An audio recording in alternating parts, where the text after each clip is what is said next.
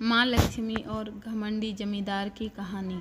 एक गांव में मोहर सिंह नाम का एक धनवान जमींदार रहता था। जमींदार के पास एक आलीशान हवेली थी। मोहर सिंह की विशाल हवेली पूरे गांव में मशहूर थी। कोई भी शहर से इस गांव में आता तो यह ऊंची विशाल हवेली दिखाई दे जाती थी। मोहर सिंह को अपने धन और संपत्ति का बहुत घमंड था। वह सदा यही कहता, मैं बहुत धनवान हूँ, लक्ष्मी तो हमारे घर की दासी है। हमारे पास तो इतना सोना चांदी भरा पड़ा है कि हमारी 7 पीढ़ियां भी इसे खाती रहे तो भी यह समाप्त नहीं होने वाला।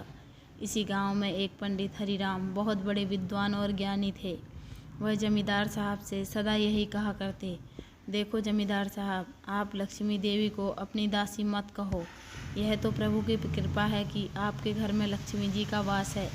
माँ लक्ष्मी तो सदा से ही नृत्य करती आई हैं। इसका गर्व करना तो महापाप है। अरे पंडित जी, आपके कहने से हम अपनी सोच तो नहीं बदल सकते। हमारा तो यही मानना है कि लक्ष्मी हमारे घर की दासी ही है और हमेशा रहेगी। बड़ा बोल ना बोलो जमींदार साहब, समय बदलते देर नहीं लगती। माँ लक्ष्मी की यदि आप भक्ति नहीं कर सकते तो उनका अपमान भी मत करो, वरना एक दिन पछताओगे। कहकर पंडित जी चले गए। जाओ जाओ निर्धन पंडित, स्वयं के पास तो लक्ष्मी है नहीं, दूसरों की लक्ष्मी को देखकर जलते हो, जमींदार बोला। और फिर उसी रात गांव में बहुत बड़ी डकैती हुई। जमींदार साहब की हवेली में से डाकू एक एक पाई लूट कर ले गए। कल तक का धनवान एक रात में ही निर्धन हो गया। रो रो कर उसका बुरा हाल हो गया। वह रोता फिरता पंडित हरिराम की शरण में जा पहुंचा। जमींदार साहब आप? पंडित जी ने आश्चर्य से जमींदार की ओर देखा, जैसे कोई अनहोनी हो गई हो।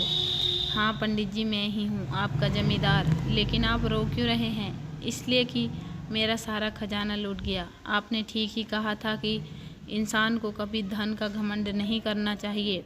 लक्ष्मी पूजन से ही लक्ष्मी जी को प्रसन्न किया जा सकता है, गर्व और घमंड से नहीं। चलो आपकी समझ में आया तो। सुबह का भूला अगर शाम को घर आता है तो उसे भूला नहीं कहते। भगवान अपने भक्तों की भूल को क्षमा कर देते हैं, पंडित जी बोले।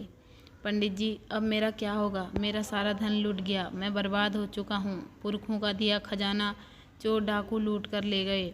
जमींदार साहब बच्चों की भांति फूट फूट कर रोने लगे। जमींदार साहब, जिस माँ लक्ष्मी को आपने बड़े घमंड से ठोकर मार कर कहा था कि यह लक्ष्मी तो हमारी दासी है, अब उसको फिर से प्राप्त करने के लिए एक ही मार्ग बचा है।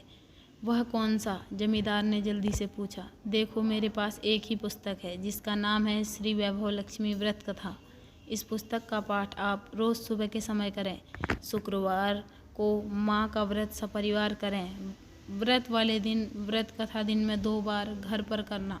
पहले आप फिर आपकी पत्नी कथा करके माँ लक्ष्मी के नाम का प्रसाद बांटे। 11 शुक्रवार व्रत करके 11वें व्रत वाले दिन माँ वैभव लक्ष्मी व्रत कथा के साथ 11 कन्याओं को भोजन कराकर लक्ष्मी पूजन करते हुए माँ से अपनी गलती के लिए क्षमा मांगें। 11 कन्याओं को एक एक श्री वैभव लक्ष्मी व्रत कथा की पुस्तक अपनी और अपनी पत्नी की ओर से भेंट स्वरूप दें, जिससे माँ लक्ष्मी के पूजन का प्रचार हो। बस इस शुभ कार्य से आपका लुटा हुआ धन वापस मिल जाएगा। जमींदार ने माँ लक्ष्मी का पाठ शुरू किया। अपनी गलती पर पश्चाताप करते हुए पति पत्नी दोनों ही माँ का पाठ करते। शुक्रवार का व्रत करके माँ की उपासना करते। 11 शुक्रवार के व्रत जैसे ही पूर्ण हुए, उन्होंने 11 कन्याओं को पूजन कर उन्हें भोजन करवाकर एक एक पुस्तक श्री वैभव लक्ष्मी व्रत कथा की भेंट की।